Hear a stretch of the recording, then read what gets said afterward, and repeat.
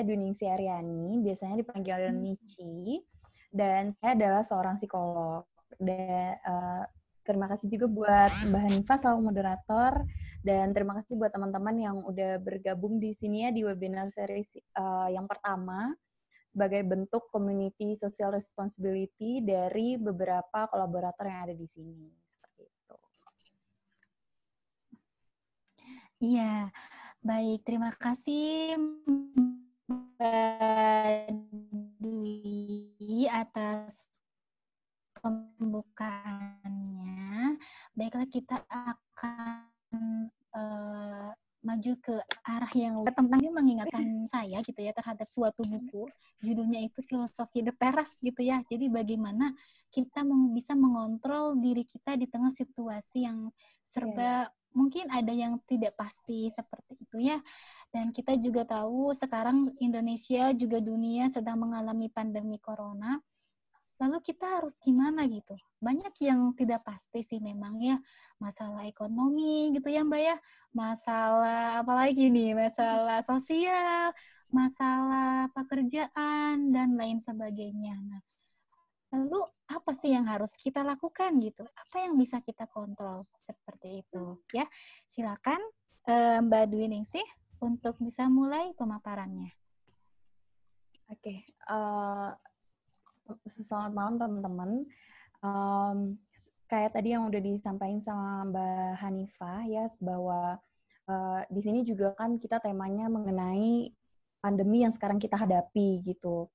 Situasi sekarang tuh mungkin kelihatan aneh banget buat kita semua ya, kayak sesuatu yang kita nggak pernah sangka-sangka gitu ya, kayak nggak nyangka gitu kalau kita akan ada di situasi seperti ini, di mana kayak sekarang kita lagi disarankan untuk nggak keluar rumah, untuk melakukan social distancing gitu, dan itu nggak cuma di negara kita aja, tapi di seluruh dunia gitu.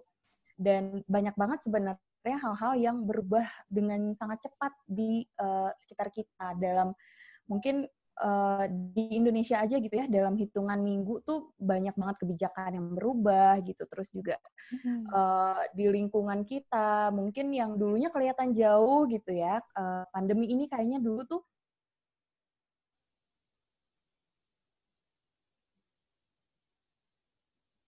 cuma ada di Cina dengan sangat cepat, dan nggak bisa dipungkiri juga mungkin ini memberikan apa ya,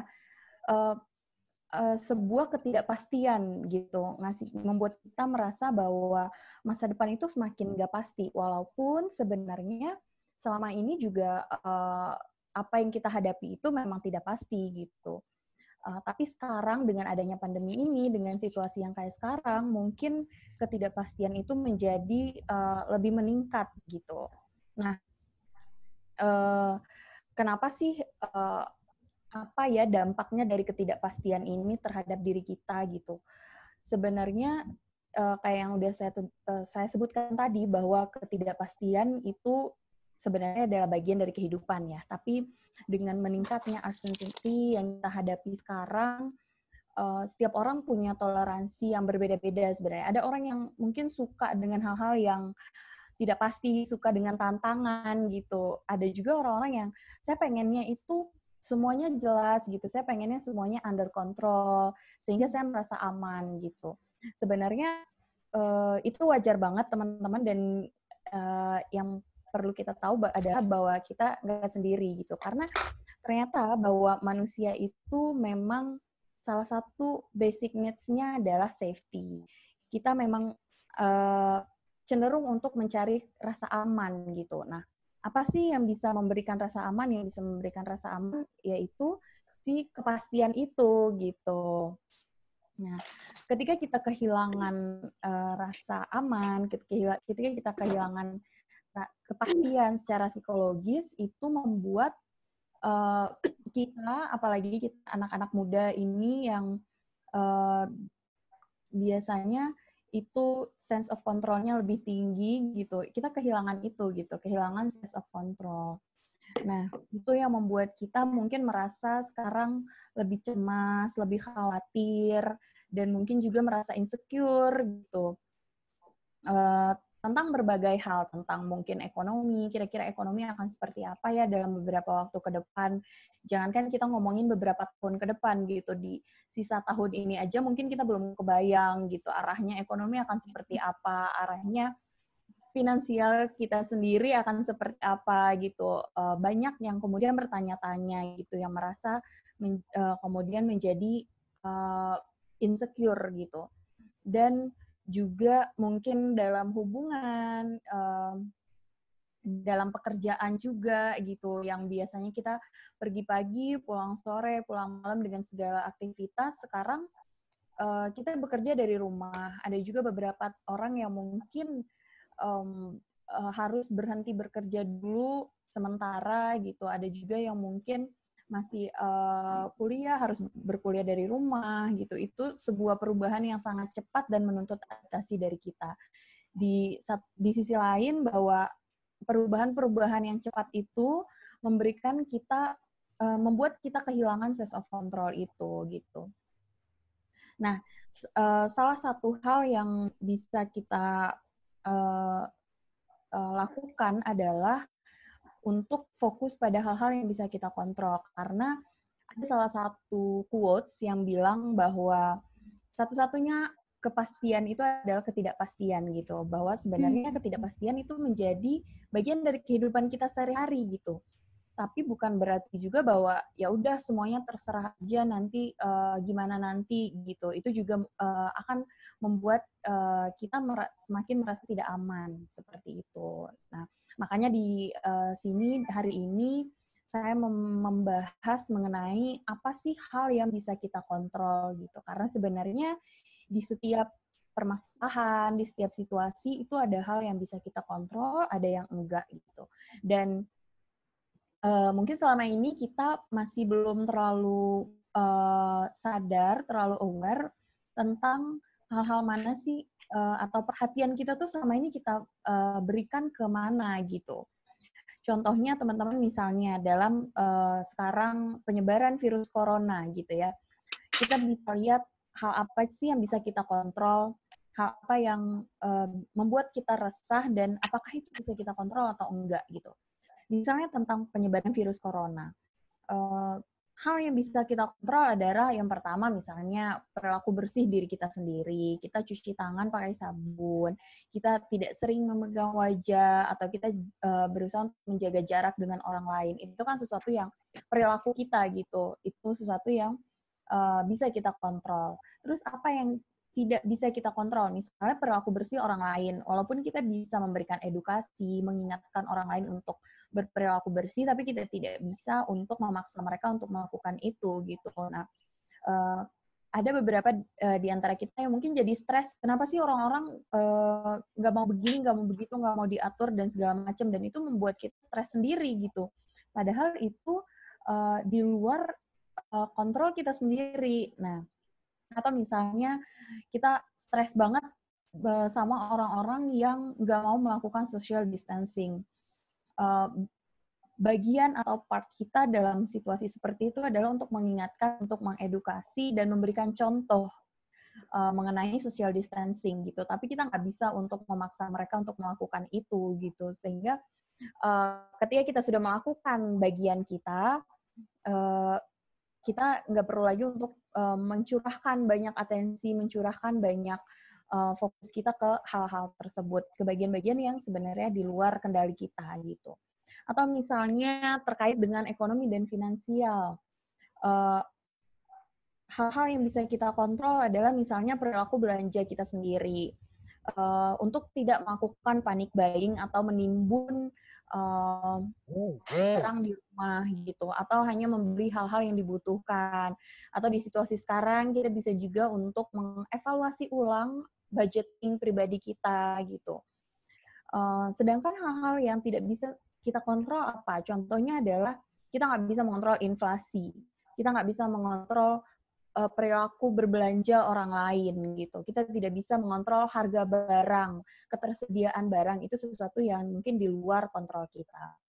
Atau contoh lainnya adalah sosial media gitu, karena sekarang juga banyak yang mungkin merasa stres karena ngelihat sosial media gitu.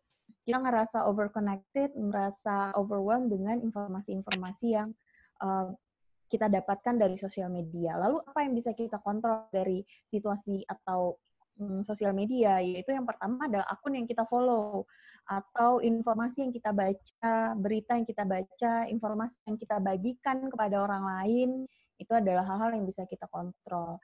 Yang tidak bisa kita kontrol adalah misalnya informasi yang dibagikan oleh orang lain, atau berita yang disampaikan oleh media gitu, atau komentar yang disampaikan oleh orang lain di sosial media. Itu sesuatu yang berada di luar kontrol kita gitu. Dan ketika kita fokus sama hal-hal yang berada di luar kontrol kita, itu justru akan bikin kita ngerasa stres sendiri gitu. Itu akan meningkatkan rasa cemas, meningkatkan kekhawatiran kita gitu. Sehingga di situasi sekarang, salah satu hal yang bisa kita fokuskan itu adalah hal-hal yang berada di dalam genggaman kita gitu. Ketika kita fokus sama hal-hal yang bisa kita kontrol, kita itu sedang merubah kekhawatiran, kecemasan yang tidak efektif menjadi pemecahan masalah yang aktif gitu. Kita aktif untuk memecahkan masalah. Karena sekarang sebenarnya banyak situasi-situasi yang mungkin di luar kontrol kita ya, termasuk juga dengan situasi pandemi seperti sekarang, banyak hal yang menyita perhatian kita, tapi sebenarnya ya kita tidak bisa melakukan apa-apa kecuali untuk melakukan bagian kita gitu, seperti yang saya sebutkan tadi, bahwa misalnya dengan menjaga kebersihan dan menjaga kesehatan diri kita sendiri, seperti itu. Atau kita bisa juga mengingatkan atau mengedukasi orang lain, seperti itu. Sehingga dalam situasi seperti ini, yang bisa kita fokuskan itu adalah, yang bisa kita kontrol adalah perilaku kita sendiri, pilihan kita, kemudian juga persepsi kita, dan pemikiran kita sendiri, seperti itu. Kurang lebih mungkin itu penjelasan singkat dari saya. Mungkin lebih enak kalau nanti teman-teman bisa bertanya, atau ada yang ingin teman-teman tanyakan, atau kita bisa berdiskusi dan ngobrol bareng kayak gitu.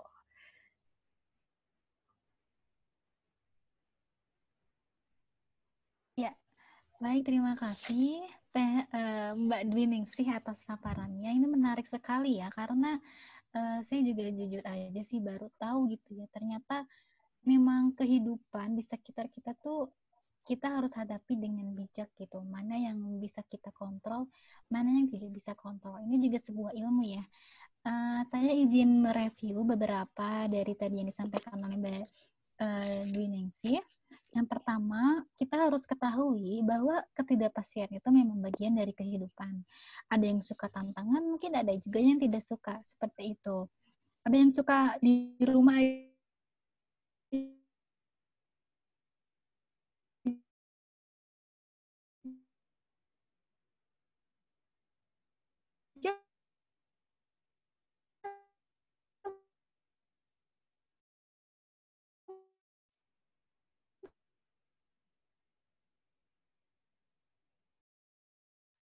mungkin ada yang nggak suka di rumah aja gitu ya Mbak. Apa yang fokus pada hal-hal yang tidak cuci tangan dengan sabun gitu ya. Pun tadi yang menarik adalah mengenai itu ya, apa namanya, masalah ekonomi gitu. Kita tidak bisa mengatur inflasi, tapi kita bisa mengatur apa ya, untuk mengatur pos-pos keuangan kita di tengah krisis seperti ini ya Mbak ya. Oke, sekarang udah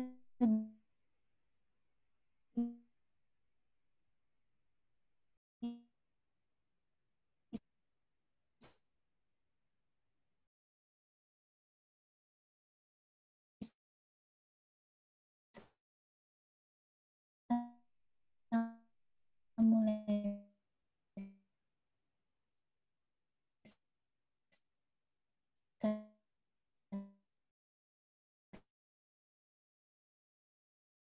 oleh iya gini ya Teh ya, ini masalah misalnya kita tuh sebetulnya pengen bantu orang lain gitu untuk menghadapi kecemasan di apa namanya di momen pandemi ini. Tapi kita juga kadang merasa cemas juga gitu. Aduh, takutnya gitu ya,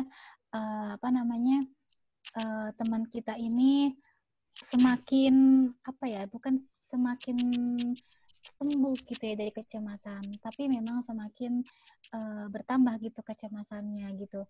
Nah, kalau misalnya ada yang pengen curhat ke kita gitu ya, itu apa yang bisa kita kontrol gitu ya, Teh ya? Seperti itu. Mungkin itu dari moderator. Oke. Oh iya, Uh, ini Tete ya, saya sebenarnya ingin mengutamakan dulu sih dari peserta. Ini dari, oh iya, mohon maaf ya boleh. nggak ada namanya, Galaxy J7 Prime. Pertanyaannya seperti ini Teh, kalau takut akan virus itu di mana dan menjadikan kita parno, bagaimana solusinya? Seperti itu. Silakan, mungkin Teh.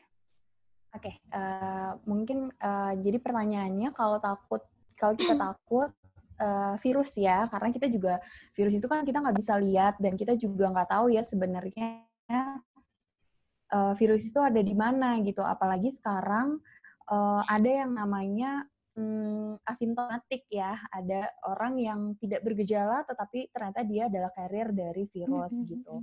Sebenarnya apa yang bisa kita lakukan adalah dengan tadi memfokuskan akan hal-hal yang bisa kita lakukan gitu. Misalnya dengan menjaga jarak dengan orang lain gitu. Sebisa mungkin untuk menjaga jarak dengan orang lain ketika kita memang harus keluar rumah gitu. Karena kan sebenarnya virus itu juga bukan yang ketika yang namanya virus itu kan harus ada inangnya. Dia harus hidup di sesuatu gitu ya. Dan ketika dia ngambang di udara gitu untuk beberapa jam dia akan mati gitu ketika dia tidak ada inangnya. Makanya kita dianjurkan untuk nggak deket-deket sama orang lain gitu supaya ketika misalnya ada orang yang positif atau membawa virus itu ya dia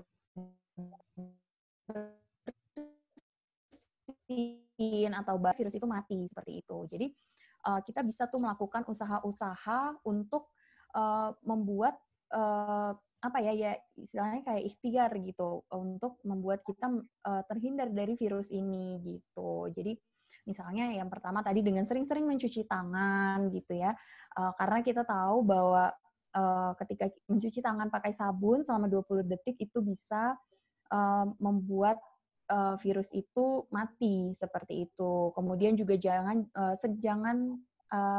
sering-sering memegang muka gitu karena virus itu bisa masuk melalui mulut, hidung dan mata gitu. Sehingga sebenarnya apa ya? Memang virus ini memang agak aneh ya dibandingkan virus-virus yang lain gitu. Karena dia penyebarannya cepat tapi juga sebenarnya bisa kita kontrol gitu dengan hal-hal yang tadi yang sesuai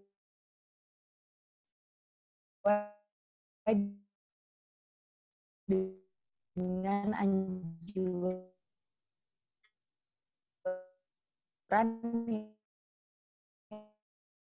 yang sudah disampaikan oleh WHO ataupun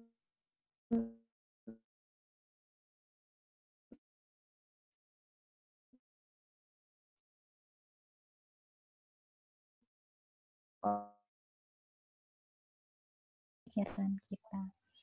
Selanjutnya ada pertanyaan dari Mbak Riani. Mbak Riani, hai Mbak Dwi, aku mau tanya self control. Mungkin pandemi ini ya, lebih bertanya seperti ini. Bagaimana mapping emosi serta ketakutan tersendiri itu gimana Teh? Oke. Mapping Untuk emosi gitu. mapping emosi dan Ketakutan salah tersendiri. satunya ketakutan gitu ya. Sebenarnya gini, teman-teman mungkin bisa dimulai dengan menanyakan dulu apa yang teman-teman rasakan gitu. Jadi kayak menanyakan ke diri sendiri, coba dirasa-rasa sebenarnya aku ngerasain apa sih gitu. Karena di situasi kayak gini mungkin banget kita ngerasain banyak emosi dalam satu waktu gitu. Misalnya saya cemas, tapi saya juga takut, saya juga khawatir seperti itu. Nah, teman-teman bisa tuh untuk coba yang pertama mengenali dulu si emosinya gitu. Coba rasa-rasa sebenarnya saya sekarang ngerasain apa sih gitu. Atau bisa juga teman-teman dimulai dengan menghayati apa ya yang sebenarnya saya rasa mengganggu untuk diri saya gitu. Bisa dari hal-hal yang paling spesifik, misalnya perilaku pasangan terhadap saya, itu hal yang mengganggu untuk saya, atau perilaku anak-anak saya, atau dari hal-hal yang lebih besar gitu. Misalnya yang membuat saya merasa khawatir sekarang adalah atau merasa terganggu adalah finansial uh, atau kesehatan saya sendiri gitu. Nah, bisa dimulai dari sana. Kemudian baru teman-teman bisa merunut uh, dari hal yang mengganggu ini apa yang sebenarnya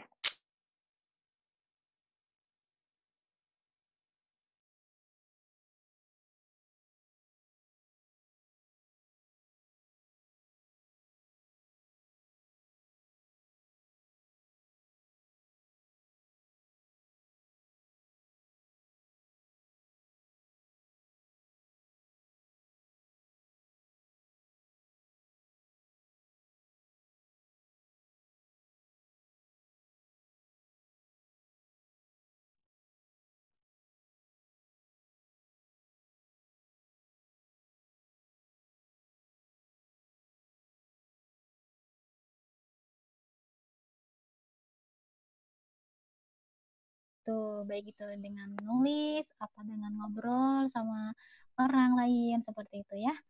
Oke. iya. Selanjutnya, pertanyaannya makin banyak. Oke. Dari Mbak Sheila Andin. Halo Mbak, aku mau nanya. Ketika pandemi kayak gini, kita kan nggak bisa ngontrol ya gimana sikap orang ke kita. Mau hari biasa pun juga. Namun di saat kayak gini, kita juga akan lebih sensitif.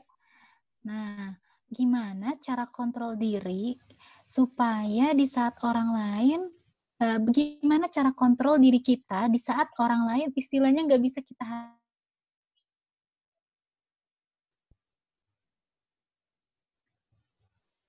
Iya. Silakan, Mbak Dwi. Iya. Jadi memang di situasi ini, di situasi pandemi ini kita jadinya lebih sensitif ya, nggak cuman kita aja, tapi orang lain juga begitu. Jadi di relationship-nya juga jadinya lebih gampang ini ya, lebih gampang apa ya, tersulut gitu satu sama lain gitu. Nah, yang tadi disampaikan adalah bahwa kan kita harus mengontrol apa yang perilaku kita kan nggak bisa mengontrol apa yang orang lain lakukan gitu. Tapi gimana caranya kita menghadapi situasi yang mungkin atau orang lain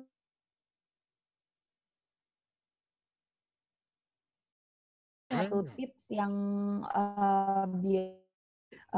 klien gitu. Ketika kita menghadapi suatu masalah, di situ teman-teman yang pertama bisa tanya dulu apakah ini adalah sebuah masalah atau sebuah situasi gitu. Ketika misalnya ini adalah masalah, artinya masalah itu kan sesuatu yang bisa kita pecahkan gitu. Ketika misalnya teman-teman menghadapi orang yang menurut teman-teman mungkin perilakunya nggak harusnya seperti ini gitu. Nah, kalau itu adalah sebuah masalah, sesuatu yang mungkin bisa dipecahkan gitu, teman-teman mungkin bisa berusaha untuk misalnya berkompromi dulu sama orangnya atau menyampaikan kayak uh, aku nggak suka deh kalau kamu begini, aku nggak suka kalau kamu begitu gitu. Atau ini adalah sebuah situasi gitu. Situasi itu adalah sesuatu yang nggak bisa kita ubah karena situasi ya seperti itu gitu. Misalnya teman-teman situasi itu contohnya adalah ketika teman-teman ada di kamar. Itu adalah situasi gitu. Nah, itu sesuatu yang mungkin lebih sulit untuk kita ubah, tidak bisa kita pecahkan gitu.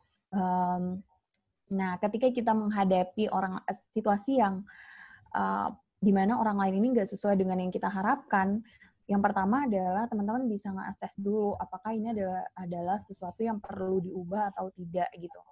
Setelah itu, ketika memang teman-teman ngerasa kayaknya aku perlu menyampaikan ke orangnya. Teman-teman bisa mulai untuk menyampaikan ke orang tersebut.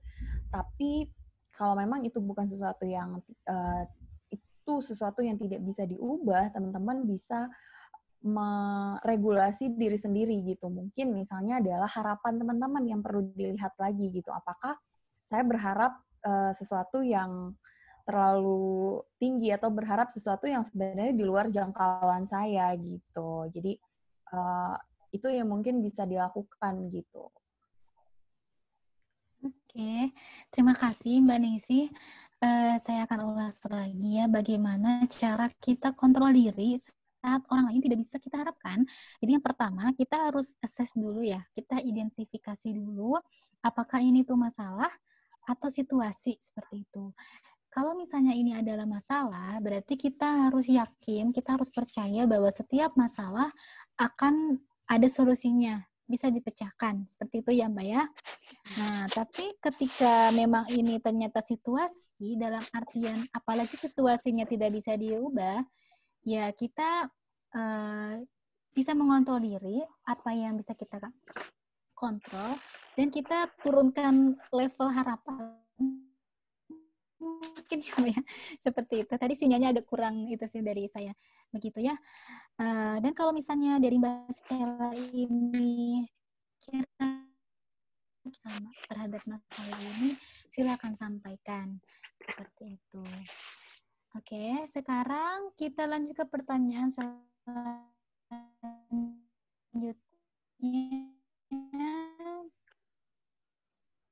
Ya, sebentar ya.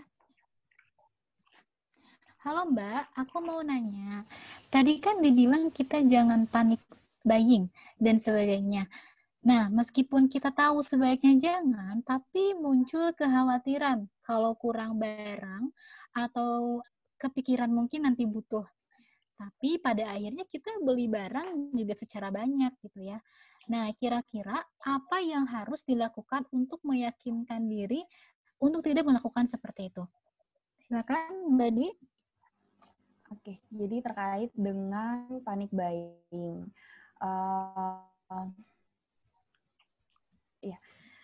Sebenarnya balik lagi sih teman-teman, di situasi kayak gini kita perlu bertanya basic needs kita apa sih gitu, hal-hal apa sih yang perlu yang kita butuhkan di situasi seperti ini gitu. Karena misalnya teman-teman di situasi kayak gini dengan kita yang di rumah aja, apakah kita perlu untuk beli baju baru gitu misalnya? Itu kan hal-hal yang mungkin nggak kita butuhkan. Tetapi sekarang juga banyak yang jadinya panic buying untuk untuk kebutuhan sehari-hari gitu. Tapi kan saya butuh gitu. Nah, coba ditanya lagi, apakah teman-teman misalnya butuh beli misalnya masker gitu. Apakah teman-teman butuh beli 10 masker kain dalam satu waktu, sementara yang kemarin dibeli belum dipakai gitu. Sedangkan banyak orang lain yang mungkin perlu untuk membeli itu gitu. Atau misalnya makanan, apakah kita butuh 10 liter minyak goreng dalam satu waktu gitu kan, nggak perlu sebanyak itu sebenarnya. Nah itu teman-teman bisa tanya lagi ke diri sendiri, apakah saya perlu hal-hal sebanyak ini, apakah saya perlu untuk membeli ini di situasi seperti ini. Dan terkait dengan kekhawatiran kalau nanti barangnya butuh seperti itu. Sebenarnya itu sebenarnya kita nggak perlu khawatir soal itu sih teman-teman, untuk kebutuhan yang benar-benar dasar gitu, karena dari sendiri itu sudah melakukan regulasi supaya kita nggak kekurangan akan bahan-bahan pangan, hal-hal yang membuat barang-barang yang kita butuhkan untuk dalam tanda kutip bertahan hidup gitu ya. Karena kan kalau bertahan hidup telur gitu ya,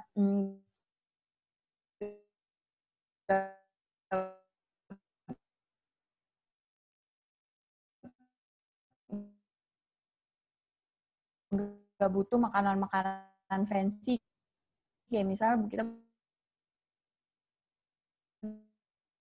butuh sushi dan lain-lain gitu.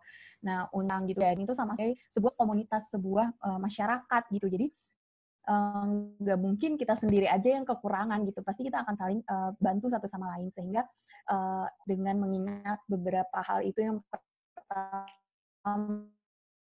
menanyakan lagi apakah saya benar-benar butuh hal ini, misal sehat ya, tapi kalau misalnya kita masih belanja untuk 1-2 minggu ke depan itu masih wajar gitu. Yang kedua adalah dengan mengingat hal tadi bahwa di sini kita nggak sendiri kok gitu. Jadi kekhawatiran untuk kurang barang itu mungkin bisa dihilangkan dengan mengingat hal-hal tersebut kayak gitu.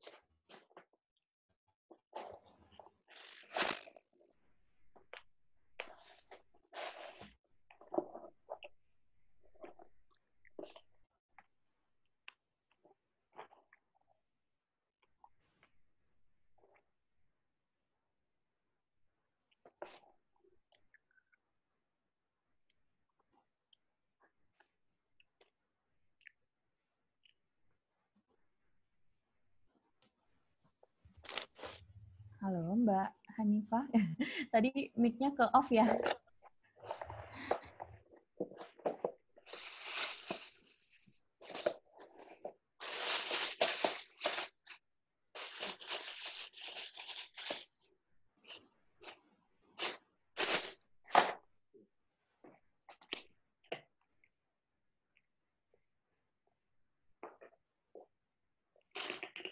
Oke, mungkin kita lanjut ya teman-teman ke pertanyaan berikutnya.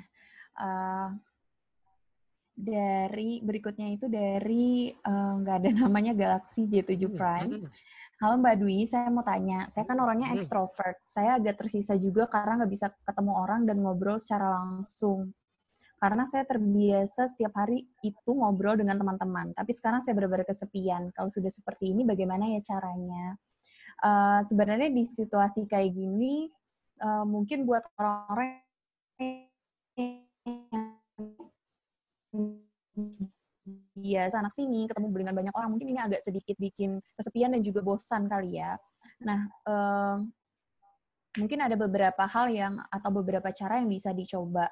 Yang pertama mungkin mengoptimalkan teknologi yang ada kayak misalnya sekarang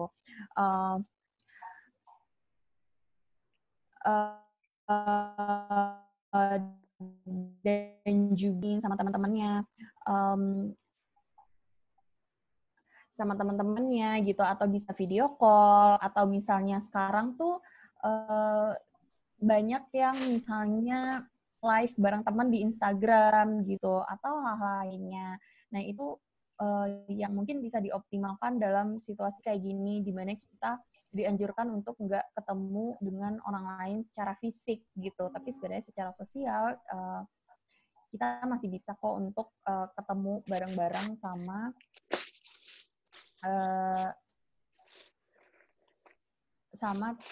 orang lain seperti itu. Kurang lebih seperti itu. Semoga menjawab ya. Ya, baik, kita lanjut ke sesi selanjutnya. Pertanyaan dari Ria nih.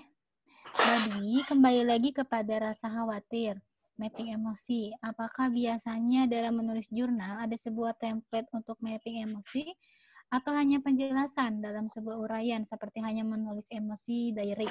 Atau ada sebuah step lain mungkin, Mbak Dwi? Oke, untuk mapping emosi di dalam jurnal ya.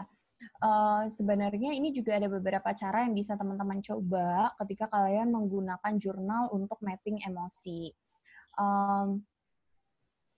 Salah satu gaya jurnal yang baru itu adalah namanya bullet journal. Teman-teman bisa googling aja, cari di Google bullet journal itu seperti apa. Nah, dari sini juga sebenarnya banyak poin-poin yang bisa teman-teman explore untuk mapping emosi. Salah satunya misalnya dengan membuat namanya mood tracker gitu. Mood tracker itu adalah teman-teman nge-track nih setiap hari yang aku rasain itu apa ya gitu. Tema atau mood, tema emosi atau mood aku hari ini tuh apa, dan teman-teman bisa tuliskan di jurnal kalian gitu. Nah, setelah itu kalian bisa lihat nih, misalnya setelah 1 bulan atau setelah 2 minggu, kalian bisa lihat, oh ternyata selama bulan ini aku sering ngerasain hal ini. Nah, dari situ teman-teman bisa explore lagi apa yang teman-teman rasain. Atau kalau mau lebih spesifik, mood tracker-nya itu bisa ditulis, yang pertama adalah emosi yang dirasain apa, yang kedua adalah situasinya, dan yang ketiga adalah durasi atau intensitas dari emosi itu gitu. Biasanya kalau intensitas itu misalnya dari 1 sampai 10, seberapa kuat sih teman-teman ngerasain itu gitu. Misalnya kekhawatiran, hari ini saya ngerasa khawatir banget gitu. Mungkin intensitasnya akan lebih besar, misalnya 10. Lalu di situasi apa sih saya ngerasa khawatir gitu. Nah, dari situ teman-teman bisa review lagi tuh nanti dari jurnalnya, sebenarnya seperti apa sih yang teman-teman rasain, polanya seperti apa gitu. Nah, dari situ teman-teman akan ngedapetin tuh si map atau gambaran emosi kalian seperti apa. Dan dari situ juga mungkin bisa dieksplor hal-hal yang mungkin perlu dipecahkan atau hal-hal yang mungkin perlu mungkin perlu direlakan gitu. Baik, karena banyak gitu ya pertanyaannya, kita lanjut ke pertanyaan selanjutnya ya Teh. Dari Ilham Akbar, malam Mbak, saya mau tanya bagaimana manajemen stres ketika penyebabnya tidak bisa dieliminasi atau dimitigasi. Mungkin inti dari pertanyaan saya adalah mindset seperti apa yang harus saya adopsi untuk tetap waras menjalani hari saya bersama stresor tersebut. Terima kasih. Oke, ini juga mungkin banyak kita hadapi sehari-hari ya teman-teman, bahwa kadang-kadang tuh hal yang membuat kita stres itu adalah hal yang kita harus setiap hari menghadapi itu gitu, atau sesuatu yang kita harus hidup terus sama hal itu gitu, yang nggak mungkin kita buang, nggak mungkin kita hindari gitu, tapi juga itu terus-terusan membuat kita mungkin merasa tidak nyaman, membuat kita mungkin merasa cemas, seperti itu. Sebenarnya untuk tadi apa pertanyaannya, mindset ya, mindset seperti apa yang harus saya adopsi supaya saya tetap bisa menjalani hari saya bersama stresor tersebut. Mindsetnya adalah sebenarnya balik lagi ke materi kita tadi ya, bahwa hal apa sih yang bisa saya kontrol dari situasi ini, dari kan kita ada stresor gitu ya, situasi yang membuat kita stres. Kemudian kita bisa lihat hal apa yang bisa saya kontrol dan hal apa yang enggak gitu. Ketika hal itu adalah hal yang bisa kita kontrol, maka kita bisa melakukan berbagai usaha gitu untuk melakukan itu. Misalnya ketika sekarang di situasi pandemi ini kita harus di rumah aja gitu ya, nggak bisa dihindari juga mungkin mulai muncul nih masalah-masalah sama orang-orang yang ada di rumah gitu ya. Sekarang juga mulai muncul istilahnya adalah quality fight gitu.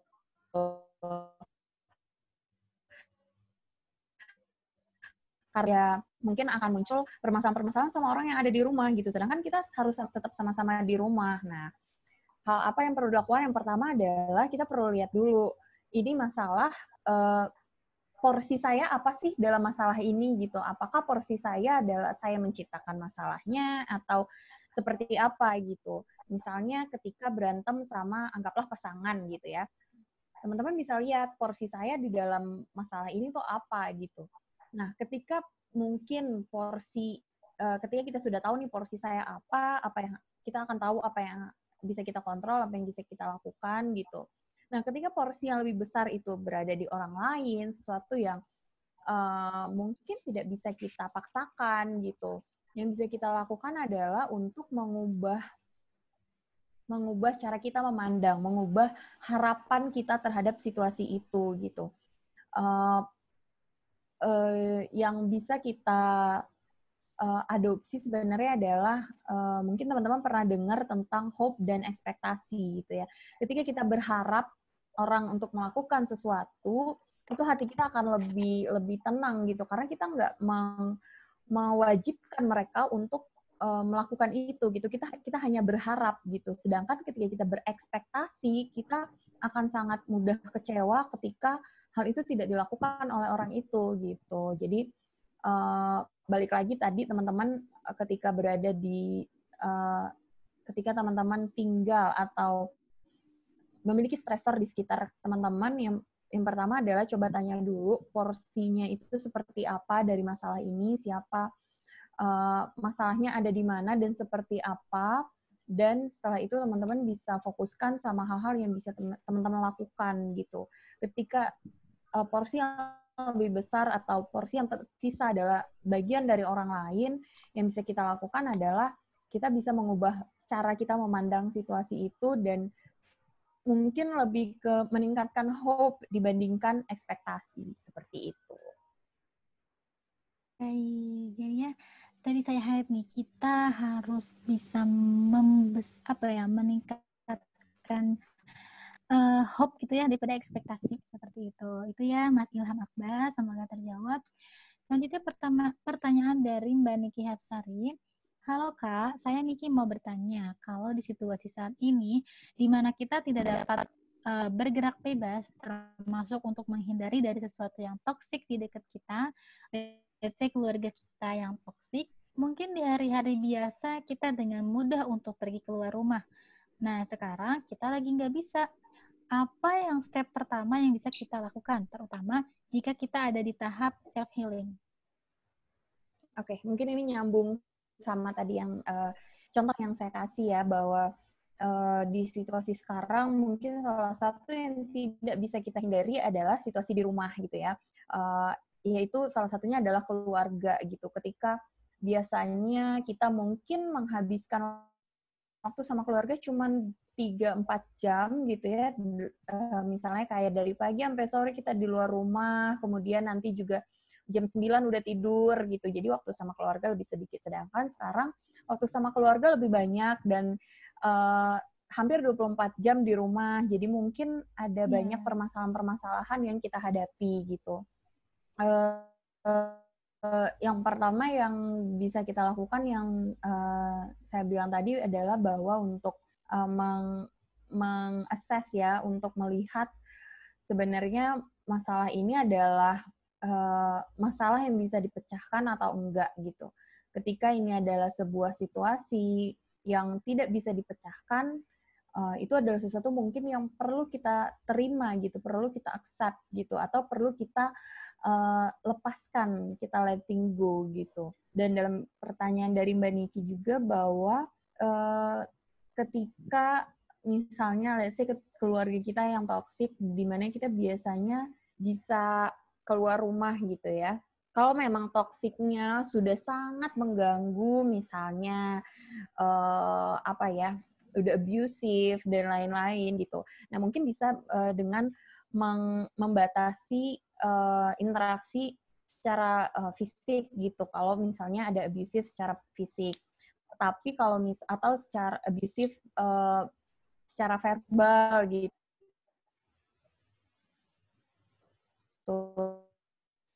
Teman-teman interaksi gitu kalau memang sangat toksik. Tetapi kalau misalnya ada yang suka berantem atau suka debat, suka ada aja permasalahannya gitu ya. Kadang kan kita suka kayak gitu ya sama keluarga gitu. Nah, itu mungkin ini adalah momen kita untuk bisa ngobrolin bareng-bareng gitu. Untuk menyampaikan apa yang kita rasakan dan mencoba untuk istilahnya kayak deep talk sama keluarga gitu, di mana ini mungkin nggak bisa kita dapat yang tadi saya sampaikan, misalnya kayak sebenarnya dalam masalah ini apa sih, seperti apa gitu, kita bisa obrolin bareng-bareng kayak gitu. Oke.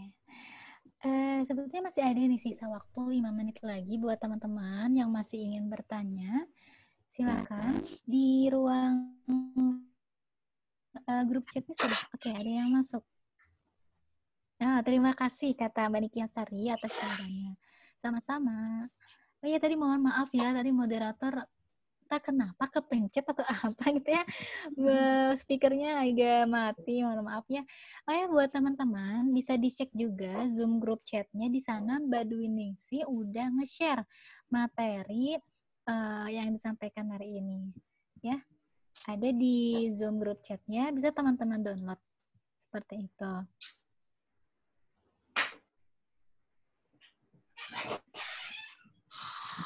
Baiklah, saya sambil cek ya, mungkin ada pertanyaan yang belum tersampaikan.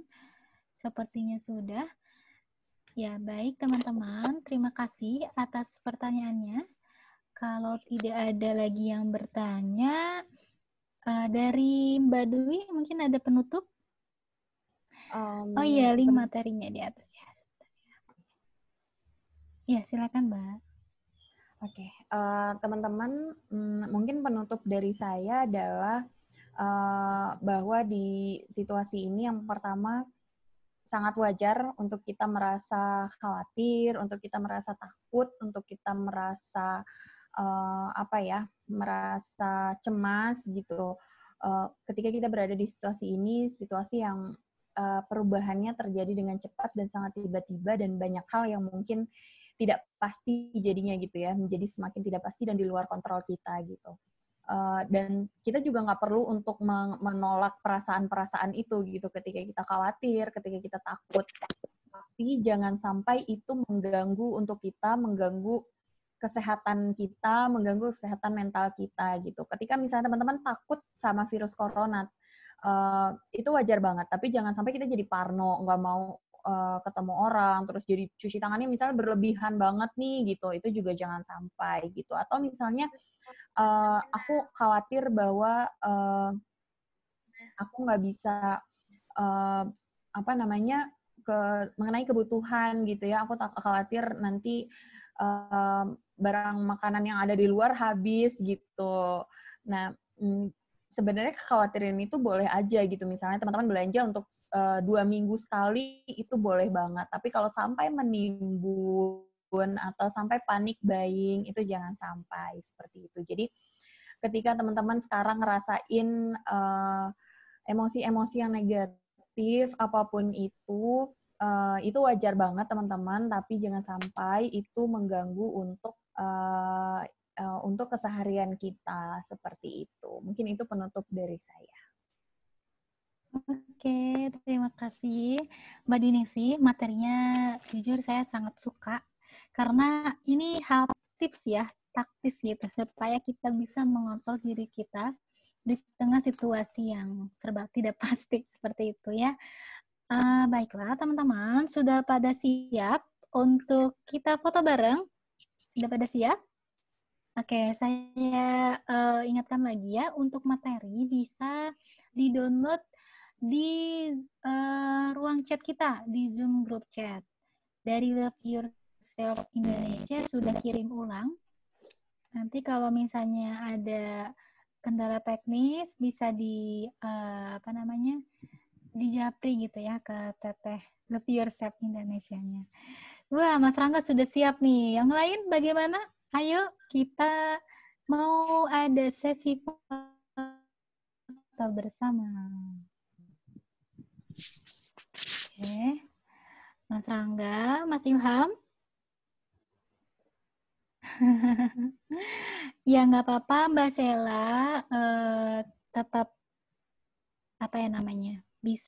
bisa bareng kok di sini. Mbak Sela, oke, sudah siap semuanya? Mbak Lisma, halo Mbak Lisma, backgroundnya bagus nih. Mbak Sela kucing, Dari Galaxy J7. Siapa itu tuh ya? Galaxy J7. Ya, kita siap ya untuk foto bersama. Dalam hitungan ketiga, semuanya kasih gaya terbaik. 1, 2, 3. Oke, saya cek dulu ya. Mohon maaf ya, saya cek dulu.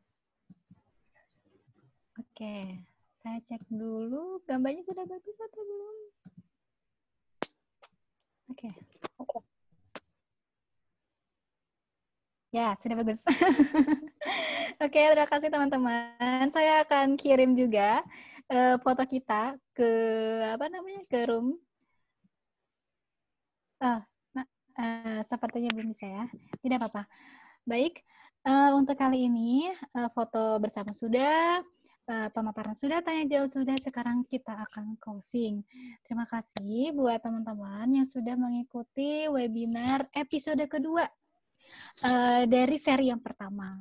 Teman-teman, silakan kalau masih penasaran, bahkan ini saran dari saya ya, untuk terus ikutin seri-seri mengenai bagaimana kita bisa memiliki kesehatan mental yang baik di tengah-tengah pandemi ini. Teman-teman bisa follow IG-nya Love Yourself Indonesia karena di sana masih ada banyak sekali info-info webinar selanjutnya. Seperti itu. Baik, saya akan sebutkan apa saja seri-seri selanjutnya. Yang pertama,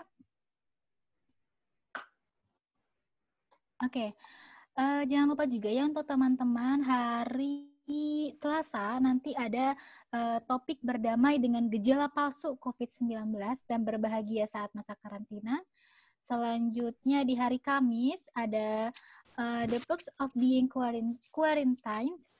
Yang hari Sabtu, bagaimana mendampingi anak bermain dan belajar di rumah selama school from home. Juga saya akan infokan mengenai teman-teman juga bisa sharing juga ya insight-nya di sini, apa yang didapatkan sama teman-teman selama mengikuti webinar-webinar dari Love Yourself Indonesia. Teman-teman bisa tuh sharing di IG story-nya atau di akun IG story-nya, lalu bisa di-tag akun Love Yourself Indonesia. Seperti itu. Baik, dari moderator, oh iya, screenshot-nya sudah ada di Zoom group chat. Nah, teman-teman bisa download untuk sebuah kenang-kenangan. Seperti itu. Terima kasih atas perhatiannya. Terima kasih juga untuk komunitas Love Yourself Indonesia yang sudah menyelenggarakan acara ini di dalam Badu ini. Terima maaf ya Mbak ya. Juga teman-teman yang sudah mengikuti dari tadi pukul 19 ya. Terima kasih atas atensinya. Semoga kita semua bisa lebih baik lagi dalam menghadapi situasi-situasi yang tidak pasti. Ya, saya ingatkan lagi, jadi kita fokus pada apa yang bisa kita kontrol. Maaf apabila ada salah kata. Wassalamualaikum warahmatullahi wabarakatuh. Dadah semuanya. Waalaikumsalam warahmatullahi wabarakatuh.